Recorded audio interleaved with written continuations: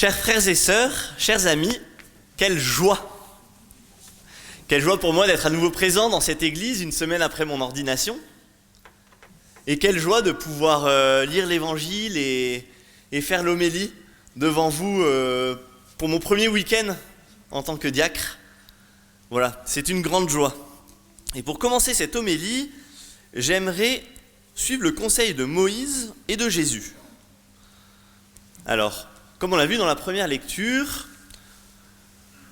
il y en a 70 qui reçoivent l'Esprit Saint, mais il y en a 68 qui sont bien avec Moïse, tout ça, donc ça se passe bien, et il y en a 2 qui sont dans le camp. Ils le reçoivent quand même, et ils prophétisent dans le camp. Donc ceux qui sont avec Moïse, ils lui disent « mais ça va pas du tout, ils sont pas avec nous, il n'y a que avec nous qu'on peut prophétiser. » Eux là-bas, bon. Et c'est pareil dans l'évangile en fait. Il y en a un qui fait des miracles au nom de Jésus, mais il n'est pas avec les disciples. Du coup, les disciples, Jean, l'un des 12, dit à Jésus, bon, regarde là-bas, il fait des miracles. Enfin bon, il n'est pas avec nous, quoi. C'est nous qui ont des miracles parce qu'on est avec toi, quoi. Ceux d'à côté, c'est pas possible. Bon, et la réponse de Moïse et Jésus, les réponses de Moïse et Jésus sont très belles. Donc la réponse de Moïse, serais-tu jaloux pour moi? Ah, si le Seigneur pouvait faire de tout son peuple un peuple de prophètes. Si le Seigneur pouvait mettre son esprit sur eux. Et Jésus qui lui dit, ne l'en empêchez pas. Donc, nous sommes invités à non pas nous comparer et se dire, oh là là, l'autre là-bas, il n'est pas avec nous, donc ça ne me va pas, parce qu'en fait ça ne satisfait pas ma gloire personnelle ou mon désir personnel ou je ne sais quoi.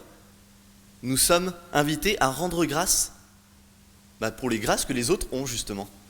Et à rendre grâce quand on voit de belles choses à côté. Et quand on voit Dieu agir par les autres. Eh bien moi je rends grâce ce matin avec vous.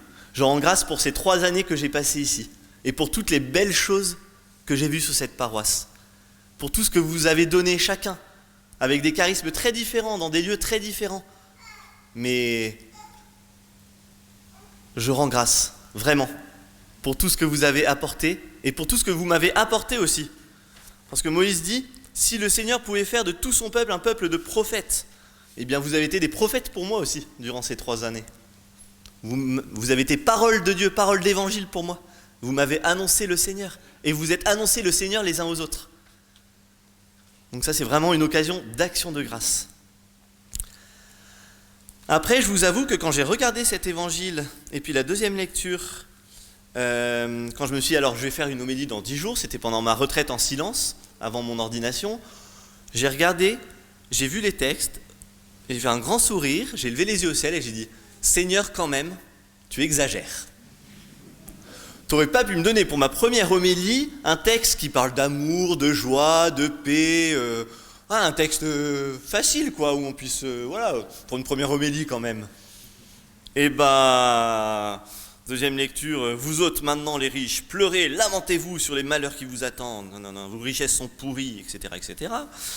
Et l'évangile, celui qui est un scandale, une occasion de chute, pour un seul de ces petits qui croient en moi, mieux vaudrait pour lui qu'on lui attache au cou une de ces meules que tournent les ânes et qu'on le jette à la mer.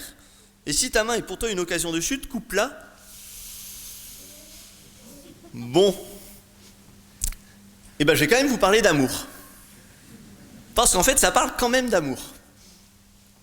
Sauf que l'amour que nous propose Jésus, l'amour auquel nous invite Jésus, ce n'est pas un amour gnangnan, peace and love, tout le monde il est beau, tout le monde il est gentil.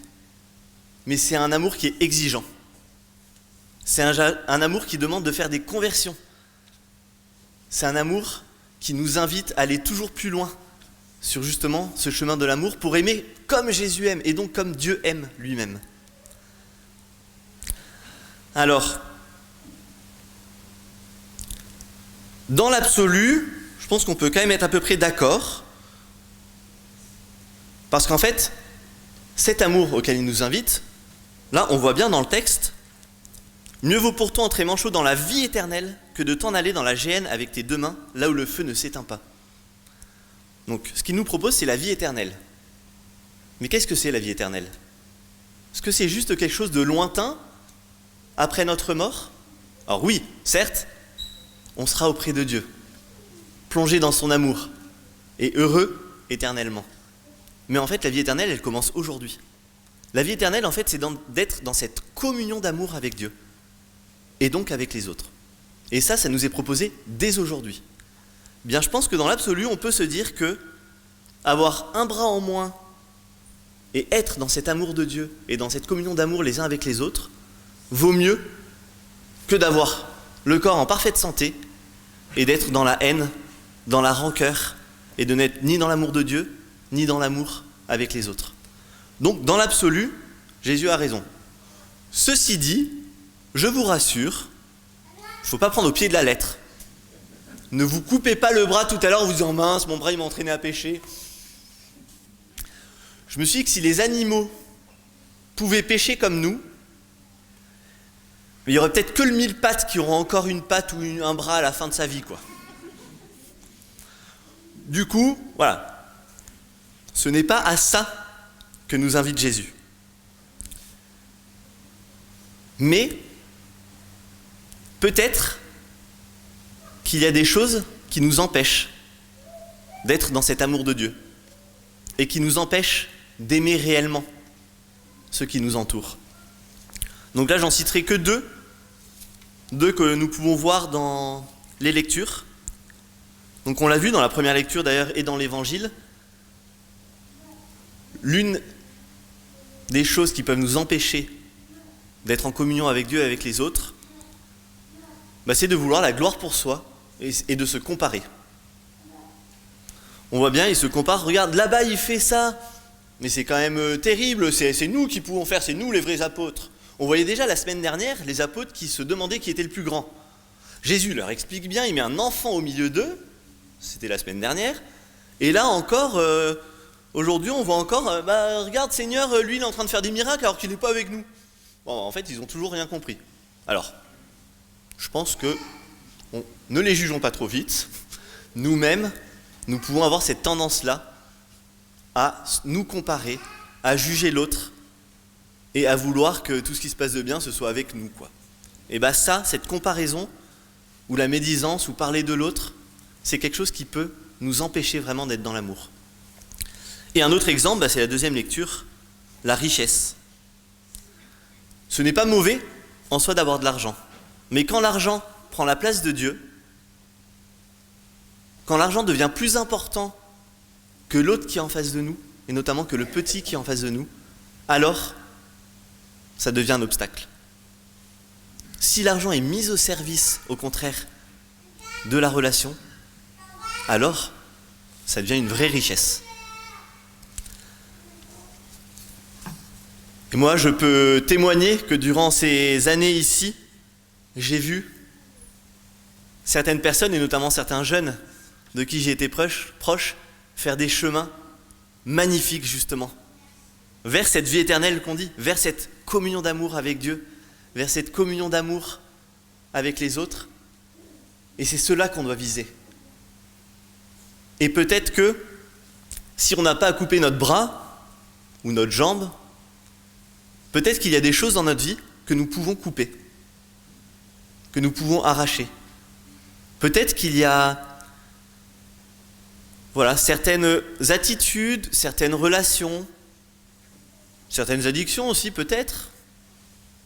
La relation même avec son téléphone portable pour les jeunes, parfois on est un petit peu trop collé dessus. Peut-être qu'il y a des choses qu'on peut couper dans notre vie, des choses qui nous empêchent d'être dès maintenant dans cette vie éternelle, dans cette communion d'amour avec Dieu et avec chacun.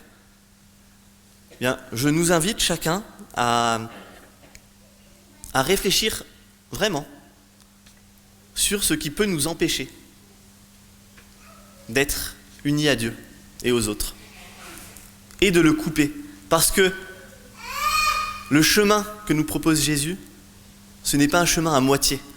C'est un chemin pour qu'on soit pleinement heureux. Mais pour être pleinement heureux, il faut s'y engager pleinement. Ne pas faire de concessions. Et vraiment couper tout ce qui nous empêche de le suivre. Alors oui, Seigneur, nous te prions ce matin pour que nous puissions être davantage unis à toi et unis aux autres. Donne-nous la grâce et la force de nous séparer, de couper tout ce qui nous sépare de toi. et donne-nous en recevant la communion tout à l'heure, d'être pleinement renouvelés dans cet amour pour vivre dès à présent de ton amour. Amen.